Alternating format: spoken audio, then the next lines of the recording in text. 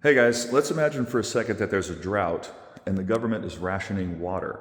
So you're super thirsty and the government says you get to drink water, but only if you drink it from this little shot glass. And that's what you're limited to. But then you look across the street and your neighbor is washing his boat, washing his truck, and watering his lawn. And you find out also that your neighbor is the one who's been pushing for the regulation around water consumption, causing you to quench your thirst with the tiny shot glass.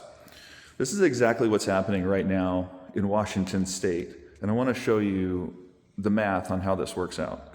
This is related to the energy code and how much energy you get to use in your house, at the same time how much energy Microsoft gets to use at their data center, while at the same time pushing their climate agenda.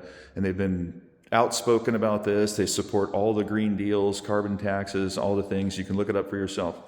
So here's what they require you to do in your new home.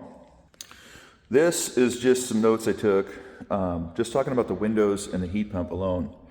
So this assumes a home with 20 windows that measure 3 feet by 4 feet. That's 240 square feet of glass. The new energy code requires you to use a window that's 0.28 U factor over the old one that was 0.35. This equals 0.07 BTUs per square foot. In Wenatchee, the way you calculate the climate is that we have 5,900 heating degree days. That's just a standard that you have to use for the climate where you live and trying to get your house to be comfortable from that number.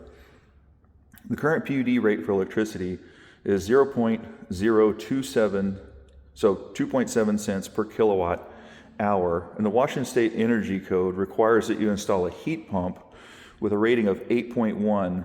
That's different than the national average. And I went back and looked and see what this heat pump is adding. Even adjusted for inflation from the heat pumps that we used to put in, this still costs you $7,600. So we're not even going to talk about that right now, but that's going in your mortgage, and that's going in the price of your house. So the equation works like this. It's 0.07 BTUs per square foot, right, times the square footage of the window, times the 5,900 heating degree days, and those have to be multiplied by the hours in a day. So 24 hours in a day is going to get you to like 2,300,000 BTUs per year. That's the thermal units, right? So the electrical demand would be the 2.4 million BTUs divided by the amount of, this is the energy consumption rating basically for your heat pump. So in order to get that much thermal in your house, this is how much your heat pump's going to use. So your heat pump's going to use about 1 million BTUs.